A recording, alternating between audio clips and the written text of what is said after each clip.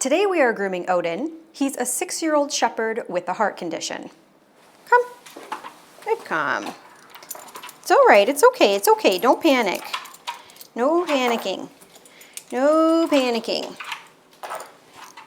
Okay, so Odin is a very nervous shepherd, and we want to go a little bit slower than we normally do for grooming, even though you won't be able to tell because this is an edited video, but mainly because since he does have a heart condition, I don't want to make him overly anxious and stressed because that can be dangerous for his health. It's all right, it's okay, it's okay, it's okay. So, Odin, Odin, shh. Just gonna let the water run a little bit before I touch him with it. Okay, Odin. Thank you. Based off of his reaction to the water, I think I'm just gonna take the nozzle off. It's okay, buddy. Shh, it's okay. And I am going to use just the hose instead. Just use the hose instead. It's gonna take a little while to bathe you, but Odin, it's okay, buddy. Odin, it's okay. Okay. Good boy. Good boy.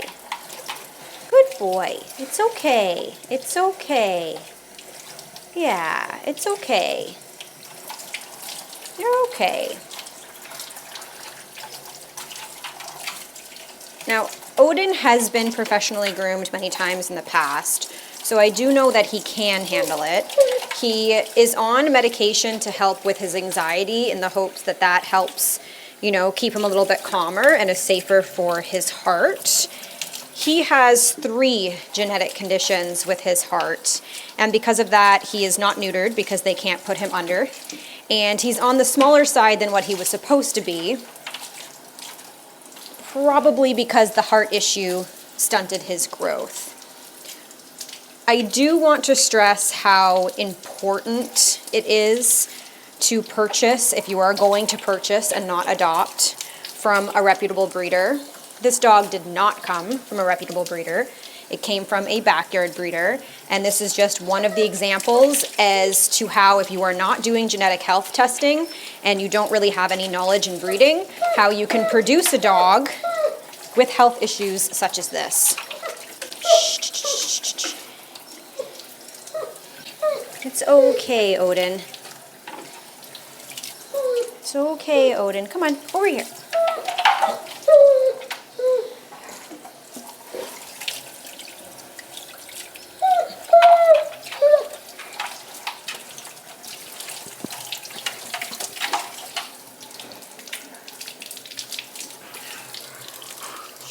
I talk a lot on this channel about, you know, backyard breeding, ethical breeding, adoption, all of those things, and whenever I talk about it, it seems like I'm being very repetitive, but there are often new people to the channel that have not seen those previous videos.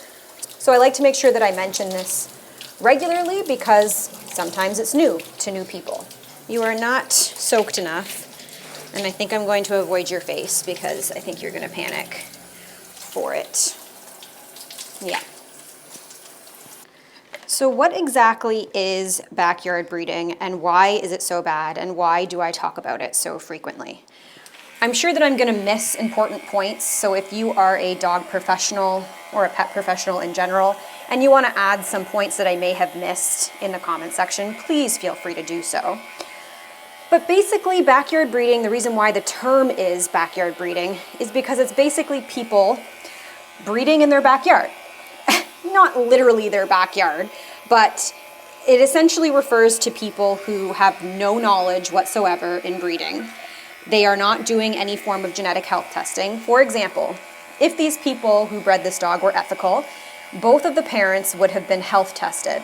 If they were genetically health tested, this heart problem, considering there's 3 genetic heart issues, something would have been caught, and then it would have been determined that these dogs are not good for breeding, or at least one of them may have not been good for breeding, and should not be bred because they will produce puppies that will have these issues with their heart. Some of the puppies might not have those issues, but some of them may. So because of that, it would be determined that they are not a healthy match, and that breeding never would have happened. And then people never would have purchased puppies that ended up having severe, heart issues. This dog was not supposed to live longer than 3 years old. He is 6, fortunately, but can you imagine getting a puppy and finding out at a young age that your dog probably won't see past the age of 3 because they have a genetic health condition, because people who were uneducated and selfish decided to breed their dogs. There are certain breeds of dogs that have far more genetic health problems than other breeds, and shepherds are one of those breeds where it's really important to go to an ethical breeder because they can have life-threatening genetic health problems if not bred properly. So that's one of the things that determine the difference between ethical breeding and, backyard breeding. Another one is temperament. Oftentimes people just want to breed their dogs because, they want the experience of puppies, or they think they're going to make a whole bunch of money off of selling their puppies, or anything like that, basically. Or they think like their dog just has the best temperament in the world and they want to produce offspring with that temperament. Temperament was my next point. Oftentimes, professional breeders, ethical breeders, will do temperament testing on their pets. So if they had like a really aggressive dog, or a dog that was highly anxious, or a dog that just didn't have the best temperament, they wouldn't breed it because they wouldn't want to create offspring with that temperament, right? So that's another thing to consider when you're going to an ethical breeder versus a backyard breeder. There are a lot of questions you need to ask when you are looking for an ethical breeder. I could be here all day talking about those things, but you can definitely find all of this information online if you want to know the difference between a backyard breeder and an ethical breeder, types of questions you should ask, especially depending on the breed. This goes for both cats and dogs. So it's just important that you guys do your research before you purchase a puppy. And at the end of the day, one of the biggest things I hear about all the time is that the reason why I went to a backyard breeder is because those German Shepherd puppies were so much more affordable than the ethical breeder. And a lot of people say, I don't need papers, I don't need registration to show that my dog is a purebred. And that's really not what it's about. Yes, you will receive registration that proves that your dog is a purebred, but that's not why we say to go to those breeders. It's because of all of the work and all of the testing that goes into producing those puppies to ensure that those puppies are set up for a lifetime of success. Also, like determining that they're placing their puppies in the correct homes as well. So it's not just about the paper, and if you can't afford the ethical breeder, the prices are just too high, then the solution is not to buy a dog from a backyard breeder. The solution is to adopt, because the reality is you can almost find any kind of purebred dog in rescue. So if you really want a German Shepherd, but you can't afford the ethical breeder, instead of spending money supporting the backyard breeders that are doing things improperly, that are literally the number one reason why our shelters are full of dogs, you might as well just go to the shelter, because whatever dog you adopt there, I'm going to say 99.9% of the time is from a backyard breeder that you would have purchased your puppy from anyway. So go to the shelter. Another thing about going to the shelter is, and of course this is not for all shelter or all rescues, is that most of these dogs have already been checked out by vets, so you know whether or not you're getting a healthy dog. If a dog has a genetic health condition with its heart, you'll probably know that before adopting, and you'll be able to make the choice of whether or not you're okay with having that dog or not. But at the end of the day, adopt or shop responsibly.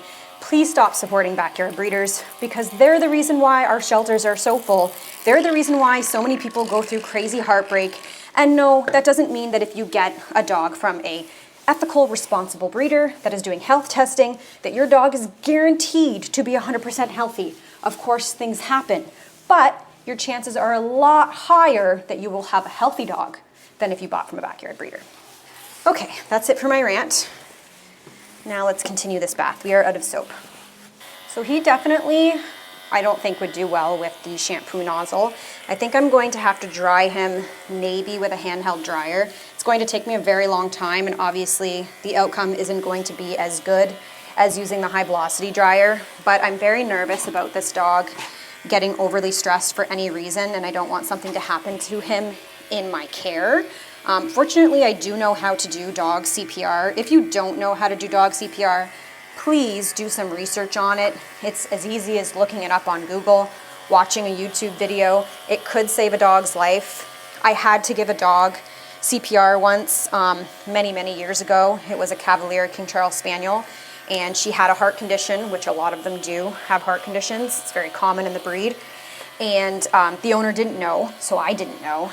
And the dog got very stressed during the blow dry and started to go into cardiac arrest, and I had to give her CPR. Unfortunately, she did survive, but she died shortly after, maybe like a year or so after, because of that heart condition. So it's good to know. I'm sure this dog probably doesn't get much vigorous activity out of the concerns of, you know, him getting overly excited or overexerting himself.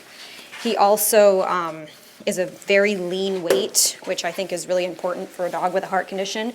If he was overweight, it would be so much scarier for his health. It's okay. It's okay. So Odin was going to a grooming salon for a period of time, well, I guess his whole life, and they stopped taking him, not for any particular reason about Odin, but because they now had a rule that dogs had to be seen at least every 3 months, or they wouldn't be accepted into the salon anymore. And the reason why groomers do this is for a few reasons. Number one, the reason being, if you wait longer than 3 months, the coat can be in really rough shape, and it will be a lot more work to groom them, and so prices have to reflect that. So it's hard to give somebody a price of what their pet would be at every appointment if sometimes when they're coming in the coat's in really bad shape or they're shedding a lot, and other times the coat's not in bad shape. So if you are consistent on a 3-month schedule, the coat is pretty much always in the same condition and the price can be the same. It also has to do with time factor. If the salon is really busy, you know, it's harder to factor in how long that dog's going to take if it's only coming in a few times a year versus if it's coming in every 3 months. So for scheduling purposes, it's a lot easier if you know they're coming in every 3 months. And then another way is just kind of to avoid people neglecting their pets. When you have a German Shepherd like this, I think a few times a year is totally acceptable. So I don't think it was anything personal against Odin. I just think that that was their rule, and they couldn't just give, you know, dogs a pass. So they stuck to their rule with every client. I do understand that logic, and I had those rules for some of my clients as well, because sometimes they just came in such poor shape and I was just tired of seeing them that way.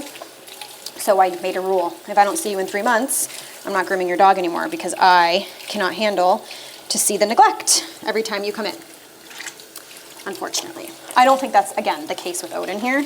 I just think that they had to make that rule for everyone, and so that's what they did. It also encourages people to book more frequently, keep their pet in better shape, and then also scheduling for the year is much more consistent. Easier to know how many groomers you need, easier to know how much time you'll be working that day, etc. Good boy. For a dog like Odin, I'd also understand why you wouldn't want to bring him in every 3 months, considering he has a heart condition and he does get stressed about grooming. I can understand why they kind of push it to a few times a year. There's like pros and cons over that, because one part of it is, hey, maybe if I brought him more often, he'd get more used to it and he'd be less stressed about grooming. But the other part of it is that also might not happen. He might always be a little bit anxious about grooming, regardless of how frequently he goes. So then you'd just be subjecting that stress to him more often. So I think it really depends on the individual dog. Like, for example, Ace has been getting groomed regularly since he was a puppy, very regular basis, and he hates it. And now that he's older, he actually hates it even more than when he was younger. So it's not always the case that if you subject them when they're younger, they won't be as stressed. They might be more compliant for grooming, but it doesn't mean that they won't have anxiety. Getting the soap out of you is going to be an all-day event using this little hose, especially in your pantaloons. I did not condition him just because that means he'd have to be in the bath, or the shower I should say, even longer, and he's stressed out about it and I want to get him out of here, so that would be the reason. But I will put some leave-in conditioner in him. His face does stink, that's why I'm wiping it with a wipe. I wish I could have washed it, and I probably could have, but it's just, again, going to cause him a little bit more stress. And I think the owners would prefer if we kept his stress level far down. It's okay, buddy. Yeah, you're pulling on the leash. Stop pulling.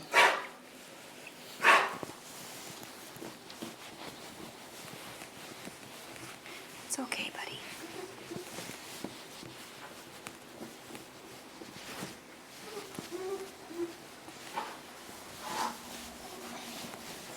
Okay, now the absorber, just to get more water out of him so he can be under the dryer for less amount of time. It'll, depending on how he reacts for the dryer, I may try to crate dry him for a bit. I don't know if he would do better in a crate or not, but I'll find out. If I put him in the crate and he panics, then of course I'll take him out. But if he's good and he kind of just lays there, then that would be helpful so that he doesn't have to be under a physical dryer for too long. Basically, it comes down to whether or not he's crate trained. I didn't ask that question, and I should have. It's not a question I typically ask large dog owners because I rarely put them in the crate dryer just because a crate dryer would take 700 years to get them dry. But when it comes to a dog with a heart condition, I probably should have asked that.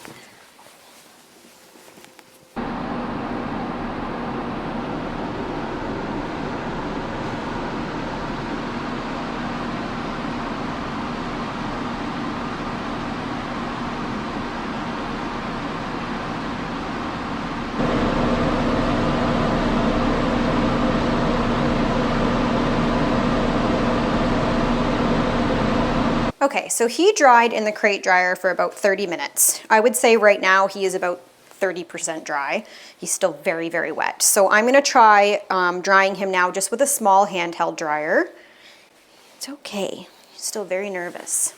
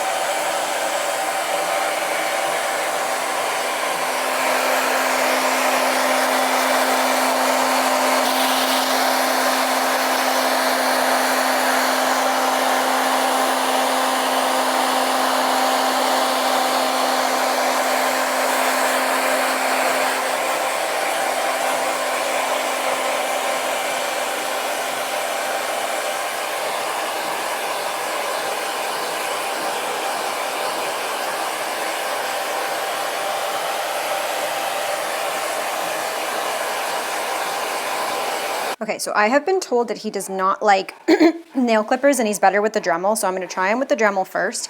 He's not fully dry, he's a little damp in some spots, but drying him with the handheld dryer takes a very long time and he's getting hot because the handheld dryer is warm air versus the high velocity that is just like room temperature air.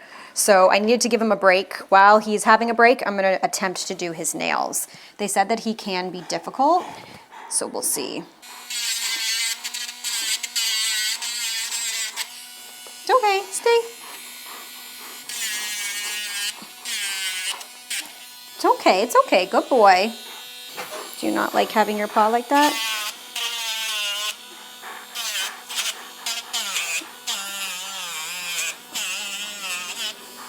See, nail clippers is a lot quicker, and that's why I use them more frequently than Dremels. Especially if the nail is long, you prefer to at least clip them first and then Dremel them. Dremel takes a long time and the dog needs to stay still, and if the dog moves, then I hit my nail or I hit their paw pad. And although it doesn't necessarily hurt, it is uncomfortable, especially for a dog that's nervous. It's okay. And see this long hair here? Just make sure that's off. You don't want to catch this long hair in the Dremel because it will wrap around the Dremel and then like pull out the hair. And like not only do you not want to pull out the hair, but that hurts and then it's going to make them afraid of the Dremel. So I don't necessarily enjoy using the Dremel. It also creates a lot of dust.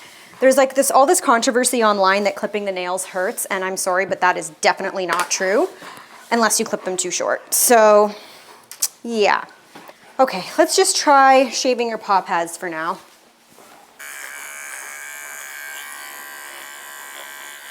I may try to clip those other nails on the front there because I think that would be quicker. Ticklish feet? It's okay, buddy. It's okay. Ticklish feet. The owner specifically asked me to trim nothing other than the paws. They like him natural, so that's all we're going to trim.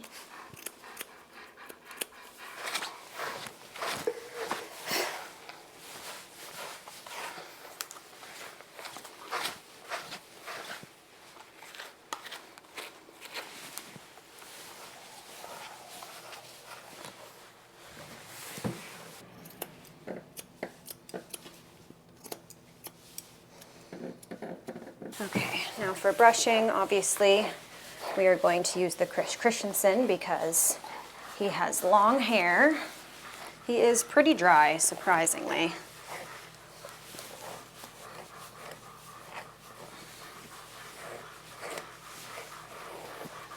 But I'm also going to go through him with a comb because, see, it's how it's getting stuck, which I kind of figured was going to happen. I didn't get to blow out enough of that undercoat, so some of it is stuck, and I'm only going to be able to remove that with a comb. I'll be okay.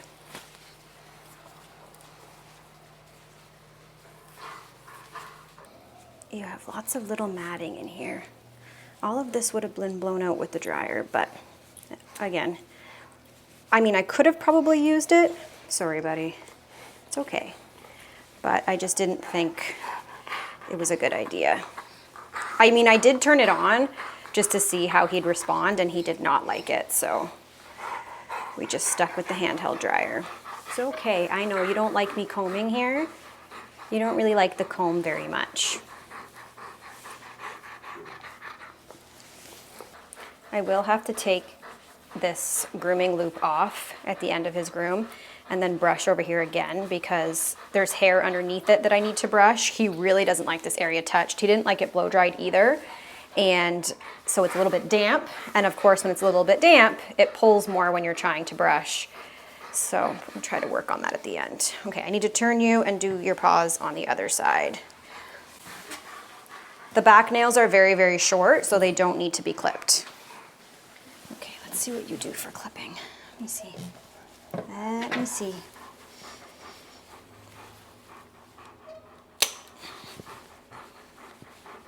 It's okay, buddy. It's okay.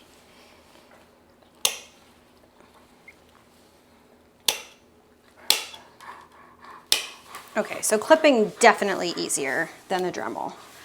I don't think he necessarily hates nail clipping. They thought that he didn't like the sound of the clippers, but that's with them at home, the owners. So I think a lot of the time when you're trying to do it yourself, your dog kind of like knows you and knows how to like manipulate you basically.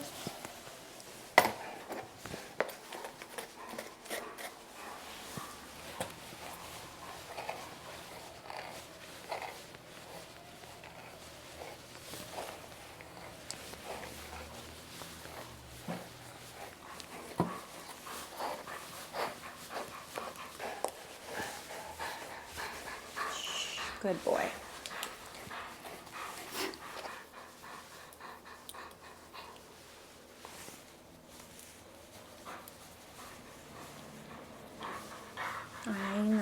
I know, it's almost over. It's almost over. It's okay, buddy. You don't like pulling. He doesn't have matting, just a little bit of compaction here and there. And anytime I pull on it, even just a little bit, he really doesn't like it. But it like slides right out. It's not stuck necessarily. But you also are intact, so no male dogs like us going near that area, especially when it comes to brushing, right?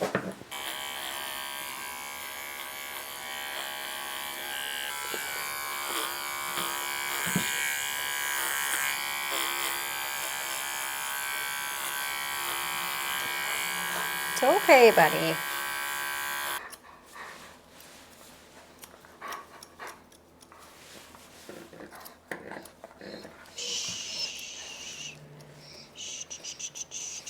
The whole rumor going around is that nail clipping like cracks through nails and causes pain. I hope that you guys can use this dog as an example. He was actually more difficult for the Dremel than he was the nail clipper.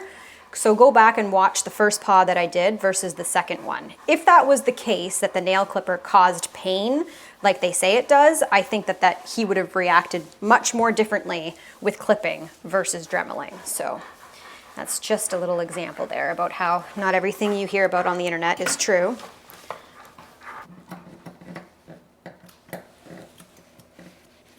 If you guys liked this video and you want to see more complimentary grooms just like Odin's, don't forget to hit that follow or subscribe button. Thank you guys so much for watching, and I'll see you again in a few days.